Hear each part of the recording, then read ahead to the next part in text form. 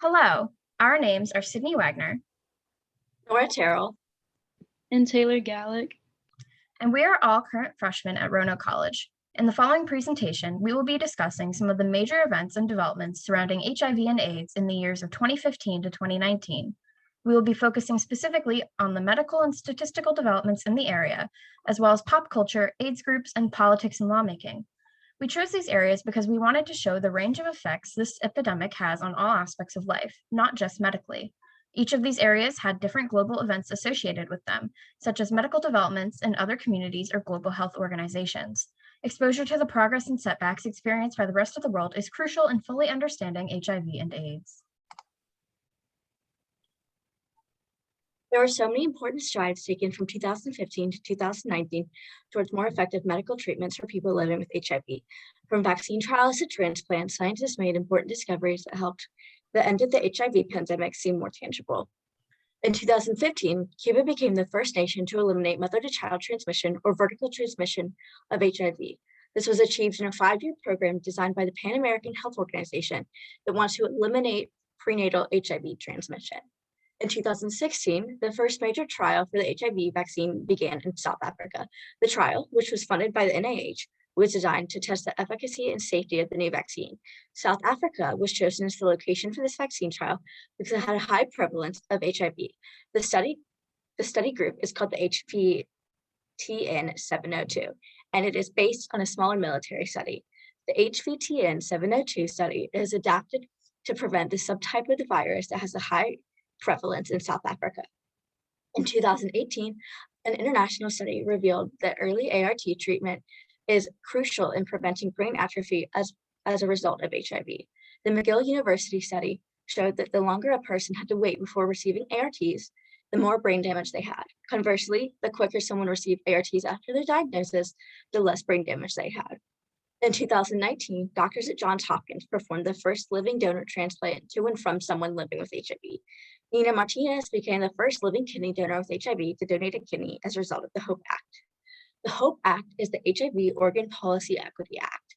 Before the actual donation, Martinez was originally planning to donate her kidney to one of her friends who was living with HIV. However, this donation did not come to fruition because her friend tragically passed away before she could receive the kidney. The statistics from this time period also provide great insight about the virus. A New York Times study published in 2017 revealed that Black, gay, and bisexual men in America had the highest prevalence rate of HIV than in any other country. It revealed that this population had a 1 in 2 chance of contracting HIV at some point in their lifetime. In 2019, the World Health Organization brought us 2 important statistics. First, by the end of 2019, 81% of people living with HIV were aware of their status, and 67% of people were receiving treatment via antiretroviral therapies. This is a major step in reducing the spread of the virus. Additionally, as a result of global treatment and prevention measures, 68% of adults and 53% of children who were living with HIV were receiving ARTs. This shows that some of the barriers to service and access are going away. There weren't just medical developments for the HIV/AIDS epidemic. 2 of the more significant years for HIV groups were 2015 and 2017. For example, UNAIDS, also known as the United Nations AIDS Group, reached one of its Millennium Development Goals in 2015. This goal in particular was the goal of putting 15 million people on HIV treatment globally. Even more exciting, this goal was met 9 months early. Greater Than AIDS also launched a new program called Empowered, Women HIV and Intimate Partner Violence, in order to help give women more autonomy and information about volatile domestic partnerships. This also provides sources for those who are vulnerable to or infected with HIV. Another great development was in 2017 when RAMA, also known as Reaching All HIV Positive Muslims in America, founded the first National Faith HIV and AIDS Awareness Day. This shows the positive impacts that religious inclination can have when aligned with HIV and AIDS awareness in a constructive manner. In 2021, this day will be observed on August 29th. Finally, 2017 also saw the launch of the Commitment to Partnership in Addressing HIV/AIDS in Southern States Initiative, or COMPASS, by Gilead Sciences.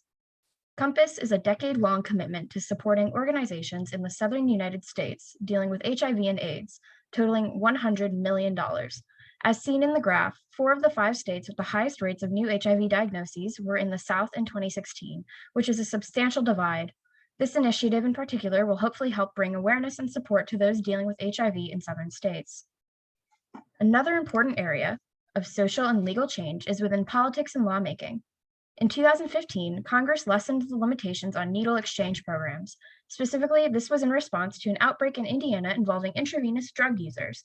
According to a statement from Dr. Jonathan Merman, Congress gave opportunity to use federal funds to help support syringe service programs, commonly known as needle services or exchanges, with highlights a strong focus on public safety.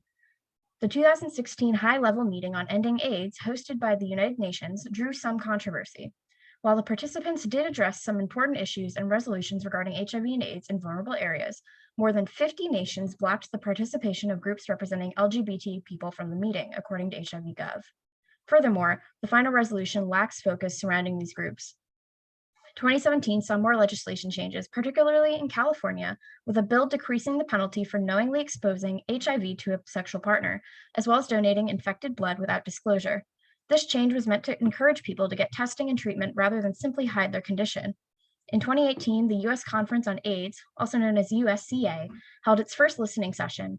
The goal of this session was to hear from the people who were currently or at risk of being affected by HIV and AIDS in their communities. Many different concerns were brought up at the session, including those about incarceration, PrEP, funding, and developments in the healthcare workforce, to name a few. Finally, 2019 saw attention being placed on HIV and AIDS when, at the State of the Union, then-President Donald Trump announced Ending the HIV Epidemic, a Plan for America, his administration's plan to help reduce and end the HIV epidemic across the United States. According to HIV.gov, this plan focused on biomedical prevention and treatment in order to reduce new infection rates. One of the most influential forces in any social or political movement is popular culture. We picked a variety of examples that had to do with HIV across many spectrums of popular culture. In 2015, actor Charlie Sheen announced his HIV positive status in a nationally televised interview. After his announcement, there was significant public conversation following HIV, as it was made known that Sheen had paid people upwards of $10 million to keep quiet about his condition. In 2017, the Bill and Melinda Gates Foundation announced that it will invest $140 million in a new HIV prevention tool. The funds will go to develop implants that can deliver HIV prevention medication continuously over a long period of time, which would eliminate the need for people to take daily pre-exposure prophylaxis or PrEP. Also in 2017, Elton John was awarded Harvard University's Humanitarian of the Year Award. John was awarded this honor because of his Elton John AIDS Foundation, which has raised more than $385 million to support HIV and AIDS-related programming around the world. In 2018, a Northwestern University study, Keep It Up, an online HIV prevention program that targets young men who have sex with men between the ages of 18 through 29, was shown to reduce sexually transmitted infections by 40%. The program, which offers video clips, soap operas, and interactive games, is the first online HIV prevention program to show effects on a biological outcome. Also in 2018, the 30th anniversary of World AIDS Day was observed. World AIDS Day is held every year on December 1st, and it is an opportunity to celebrate and support global efforts to prevent new HIV infections, increase HIV awareness and knowledge, and support those living with HIV. From 2015 to 2019, we saw a lot of developments in the fight against HIV and AIDS. Some of these developments were in terms of medicine and data, while others were focused on social stigma and general public health. All of them, however, were significant in seeing the diverse impacts that can be had on the epidemic. If you'd like to learn more about any of these programs or about the history of HIV and AIDS in general, please take the time to look at these references. Thank you.